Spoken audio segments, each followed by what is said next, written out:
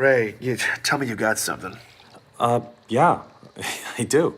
Ray Kurzig is a good friend of mine and a completely emotionless robot. I mean that in the best way. As an independent analyst, he's the most efficient and resourceful researcher I know. That's why I'd sicked him on this story a few days earlier. I needed to debunk the claims of Ellie's friend Katrina.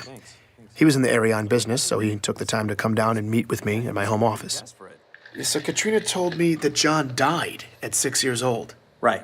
And his parents, who supposedly died in a rebel prison, were still alive years later. Right. No, this woman's ruining my story, Ray.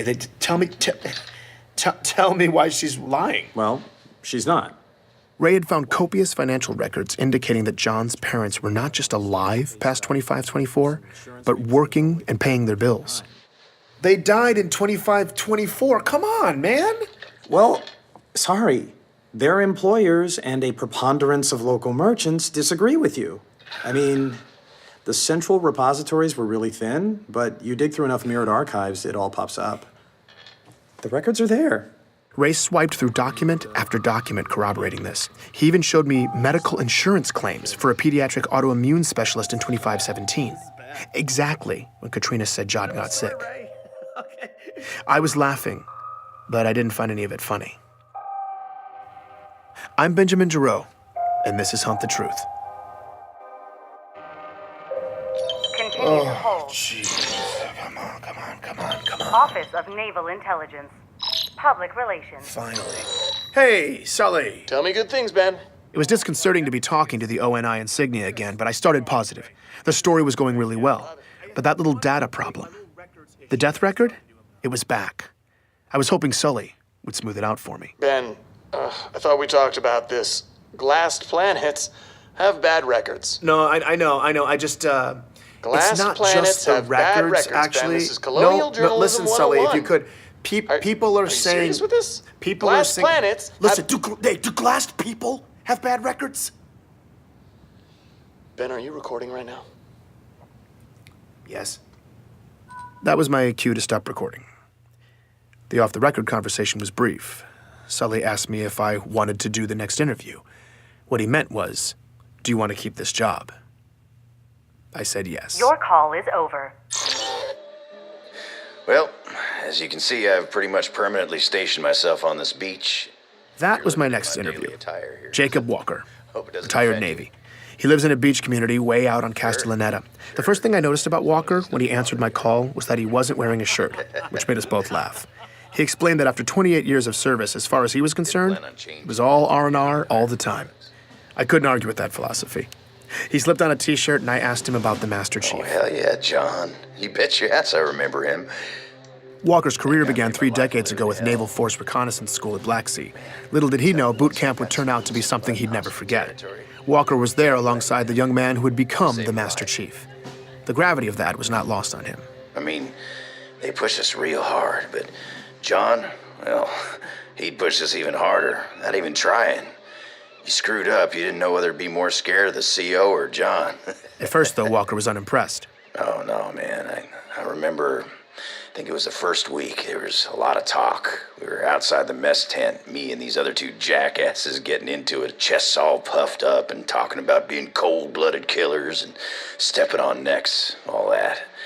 I wanted to be in leadership one day. And, of course, I was 19 and jacked as hell, so I figured I only had so much competition. Meanwhile, there's this quiet nobody from nowhere standing on the fringes looking at the horizon. John. Yeah, first I thought he was 20, 21. He was a big dude. Turns out he was only 16. I mean, that kid wasn't even on my radar. Soon, though, Walker says all that machismo fell to the wayside and a real leader emerged in John. Training exercises, whoever finished last got the brunt. I mean, last one in on a 20-mile, you're walking back while we catch a Pelican dropship. And that there's some downright lethal terrain, too. Reach is, well, it was a tough planet. But John, man, he took lead every time. A lot of risk and responsibility. Didn't have to, but, well, he did it. And then halfway in, he'd start to hang back, and help the stragglers. You're injured, whatever. He'd be right there helping you out. And then without fail, Walker says, John always made sure he came in the way last he did it, and took though. the punishment. He made us all want to follow his lead. Try harder and help each other. I mean, we're supposed to do that, but nobody ever really wanted to until then. Anyway, we did it. But taking the hit for the group, now that was John's thing. I only challenged him for the honor once. I never made that mistake again. Walker's in his early 50s now, but he seemed lit up with the energy of a much younger man. It seemed the will that he and the other recruits had, in a sense, borrowed from John so many years ago, was still inspiring Walker. It was remarkable. He knew John, lived with him for months, yet to him, John still seemed to be an almost mythical character. What he was able to do, getting back on his own like that in the pitch black, no nav equipment, man, he was inhuman. That kid was a monster. All right, they all were. Anthony Petrosky, a retired orbital drop shock trooper I found through Mishak Maradi. Yes, that Mishak Maradi, the truther who's been messaging me for months. And yes, I was pretty desperate for leads. We'll leave it at that. But Petrosky was definitely not on Sully's list of approved sources, so I went off-grid and contacted him through Chatternet. Here he is, talking about his only encounter with John. The kid was a freak. Thanks, Can bud. you be more specific? Yeah, I'd be happy to. You know, me and a bunch of guys were sparring in the gym one day, and there was this young kid there. I mean, I guess you could call him a kid. He was pretty jacked, you know, but his face looked 12, maybe 13. 12 or 13? After enlisting, John didn't even finish boot camp until at least 17. Petrosky had to be wrong about his age, but I let it go. Anyway, I guess he was acting tough when one of the guys asked his name. He told him, but he kind of, you know, gave him attitude, right? So people start mouthing off. Next thing I know, CPO orders the kid and 4 of the guys into the ring because they were supposed to fight him. Hold on, Anthony. Wait, you're telling me that the CPO ordered 4 soldiers to fight a high school kid? No, a 12 or 13-year-old, like I said. Yeah, fine. Either way, the CPO ordered 4 ODSTs to fight a man, kid. You got it all wrong, okay? Because those 4 ODSTs were like lambs to the slaughter. What, John outfought them? No. It was way worse. As he tells it, the ODSTs did as they were ordered. Get all ready, right? They get squared up. They surrounded John, and one of them swung. What happened next, Petrosky says, defied explanation. Because the sound this kid's fist made, it sounded awful. Because they weren't like punches, they were like rapid fire explosions. Okay, I was across the gym, but I heard it. It was sick. Like meaty cracks in a drum roll. It was just like... One of the ODSTs sustained a single body blow that instantly stopped his heart, killing him. Another trooper only took 1 shot from John as well. A punch that caved in the man's face. 2 fatalities, 1 ODST with a cracked pelvis and 1 with a shattered spine. That guy never walked again. No one had to break up the fight. It was over in less than 5 seconds. Wait, he killed them? What he did was impossible. What do you mean impossible? Like how? Like not human, all right? Like he was genetically augmented. So you're telling me that someone had augmented John? Someone had genetically augmented a child? Okay. No. Right. You think I'm lying? I believe Right. that's what you No, sure. honestly think Right. you saw, but... Look, here's the thing, Ben. I don't care if you believe me or not. This makes no difference in my world. I was there and you were somewhere else. So you're going to go write your little military cheerleader article, and I'm going to sit here and drink beer. So good luck. Petrosky left me with a bad taste in my mouth. Now, it's no shocker that Spartans go through a few augmentations and upgrades, but those are fully developed adults. Could a 17-year-old, probably still growing, even survive that kind of procedure? It seemed horribly risky, and what if what Petrosky was saying was true? And John was only 13. Well, that was one hell of an accusation to make, the ethical implications of which were nauseating. I was still thinking about it the next day when Ellie Bloom's name popped up on my call list. I'd let her listen to a rough version of my first episode, and she had feedback for me. I didn't want to risk anyone listening in, so I let the call go, then hit her back on Chatternet. Well, 2 things. Okay. 2 major things. Okay, yeah. That boxing coach, Dion Govender, yeah. he's a liar. Okay. How is he lying? There wasn't any boxing at the high school. How do you know for sure? Because there wasn't any boxing on the entire planet. She'd said they'd outlawed it forever ago, after a kid got injured. Really big deal. Afterwards, there was a long-standing controversy over how youth boxing was illegal, but no one seemed to care about all the grav ball concussions kids were getting. Regardless, by the turn of the century, she tells me nobody really boxed in Eridanus 2 anymore. She even gut checks me, telling me to go ahead, ask anybody from the colony. They'd tell me the same thing. And there sure as hell wasn't a league for kids to do it at the high school. That's like saying there was a gun range at the toy store. It just didn't happen.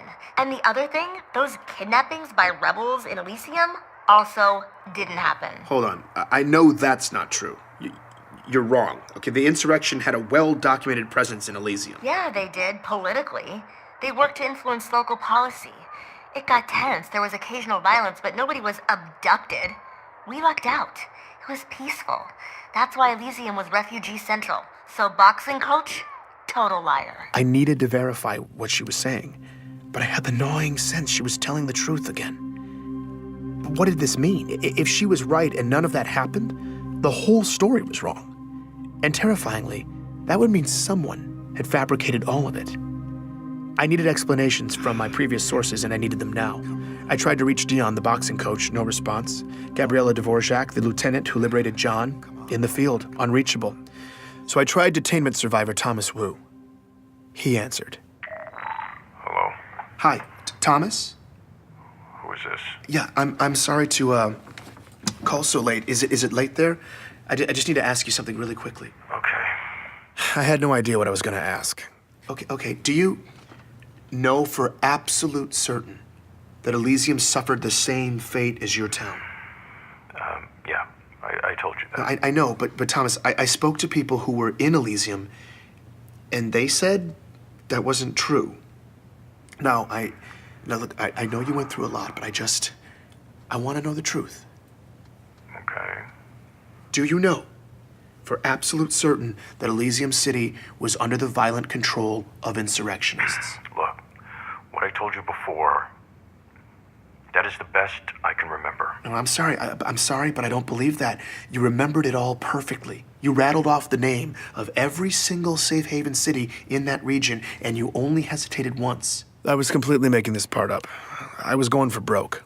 You only hesitated where you would have said Elysium City, right? I mean, look, I don't know for sure. But Elysium wasn't captured by the insurrectionists, was it? Hey, what are you, defending them? I'm definitely not You know, after what they did, you're gonna defend them? They left us locked up for weeks. They let all those people just die. And they did that all over the outer colonies. I mean, what does it matter if it was Elysium or somewhere else after everything that they did? Thomas, look, I'm sorry. I'm sorry that I have to bring it up. I just want peace of mind for my family. That's all I want. It's just... Wait, I don't understand. How does lying about insurrectionists in Elysium buy you peace of mind for your family? At that moment, Thomas suddenly seemed to become entirely lucid, and his tone changed completely. I shouldn't be talking to you. Wait, Thomas, hold on. I can't. Leave us alone. I suddenly became lucid myself, with a single awful realization. That entire conversation had just taken place over Waypoint. Anyone could have been listening. Please join me for the next episode of Hunt the Truth.